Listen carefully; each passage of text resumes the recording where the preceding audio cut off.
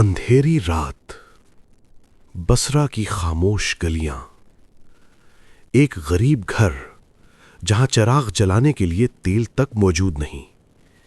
اسی گھر میں ایک بچی پیدا ہوتی ہے جس کے مقدر میں نہ دولت لکھی ہے نہ آسائش، مگر آنے والے وقت میں اسی بچی کے نام سے ولیوں کی تاریخ روشن ہونے والی ہے۔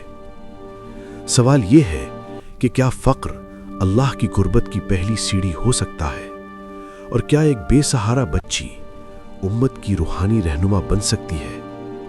یہ ہے حضرت رابعہ بصری رحمۃ اللہ علیہا کی مکمل حیران کر دینے والی داستان۔ اسلامی تاریخ میں کچھ ہستیاں ایسی ہیں جو طاقت سے نہیں، خاموشی سے تاریخ بدلتی ہیں۔ حضرت رابعہ بصری رحمۃ اللہ علیہا انہی خاموش عظیم روحوں میں سے ایک ہیں۔ آپ کا تعلق تابعین کے دور سے ہے۔ آپ نے زہد، تقوی، فقر اور خالص محبت الہی کو نئی پہچان دی۔ یہ داستان ہے غربت سے ولایت تک کے سفر کی۔ یہ قصہ ہے دنیا سے بے نیازی اور رب سے بے پناہ قرب کا۔ یہ بصرہ ہے، علم، زہد اور عبادت کا مرکز۔ یہاں ایک عابد و زاہد شخص شیخ اسماعیل رحمۃ اللہ علیہ رہا کرتے تھے۔ مالی اعتبار سے انتہائی تنگ دست، لیکن قناعت ایسی کہ کبھی کسی کے سامنے دست سوال دراز نہ کیا۔ ان کے گھر میں 3 بیٹیاں پہلے ہی موجود تھیں۔ پھر وہ رات آئی جب چوتھی بیٹی پیدا ہوئی، مگر حالات یہ تھے کہ گھر میں چراغ جلانے کے لیے تیل تک نہ تھا، نہ خوشی کا سامان، نہ استقبال کا چراغ، صرف فقر اور صبر۔ حضرت رابعہ کی والدہ حالات سے گھبرا گئیں۔ انہوں نے کہا، کسی پڑوسی سے قرض لے آئیے۔ شیخ اسماعیل کے لیے یہ جملہ بہت بھاری تھا۔ ساری زندگی صرف ایک دروازہ پہ مانگا تھا، اللہ کا دروازہ۔ مگر بیوی کے اصرار پر آپ رات کی تاریکی میں نکلے، پڑوسی کے دروازے پر پہنچے، دستک دی، مگر اندر گہری نیند تھی، کوئی آواز نہ آئی، دروازہ نہ کھلا۔ کچھ دیر انتظار کے بعد خاموشی سے واپس لوٹ آئے۔ گھر پہنچے تو بیوی نے پوچھا، کیا اس نے انکار کر دیا؟ فرمایا، انکار نہیں کیا، دروازہ ہی نہیں کھلا۔ پھر وہ تاریخی جملہ کہا جو صدیوں تک گونجتا رہا، جو لوگ ایک دروازہ چھوڑ کر دوسرے دروازے پر جاتے ہیں ان کا یہی حال ہوتا ہے۔ اسی رات شیخ اسماعیل بے چین رہے۔ دل میں خلش تھی رب کے سوا کسی اور دروازے پر جانے کی۔ اسی کیفیت میں نیند آ گئی، اور پھر وہ لمحہ آیا جو تاریخ بن گیا۔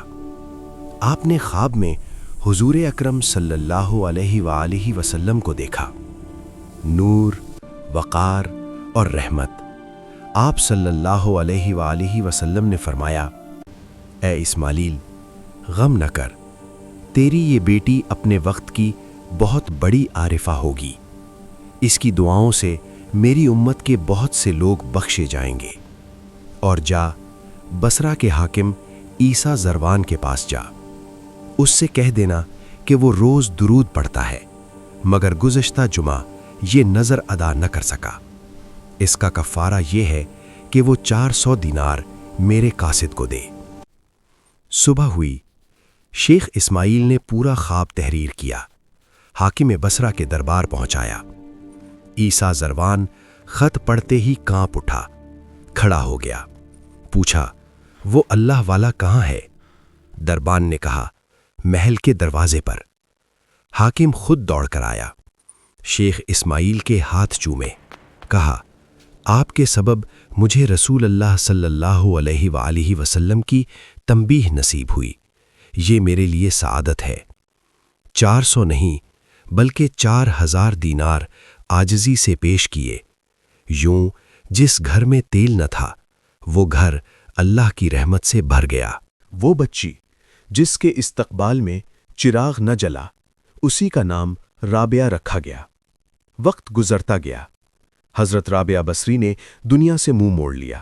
نہ شادی، نہ مال، نہ شہرت، صرف ایک تعلق، اللہ سے۔ آپ فرمایا کرتی، اے اللہ، اگر میں تجھ سے جنت کی امید میں عبادت کروں تو مجھے جنت سے محروم کر دے، اور اگر دوزخ کے خوف سے کروں تو مجھے دوزخ میں ڈال دے۔ میں تیری عبادت صرف اس لیے کرتی ہوں کہ تو عبادت کے لائق ہے۔ یہ وہ مقام تھا جہاں عشق الہی عبادت کی انتہا بن گیا۔ حضرت رابعہ بصری رحمت اللہ علیہا ہمیں یہ سبق دیتی ہیں، فقر ذلت نہیں اگر دل امیر ہو۔ دنیا کو چھوڑنا، دنیا سے بھاگنا نہیں بلکہ دل کو آزاد کرنا ہے۔ اور سب سے بڑا سبق، جس نے ایک دروازہ اللہ کا پکڑ لیا اس کے لیے سارے دروازے خود بخود کھل جاتے ہیں۔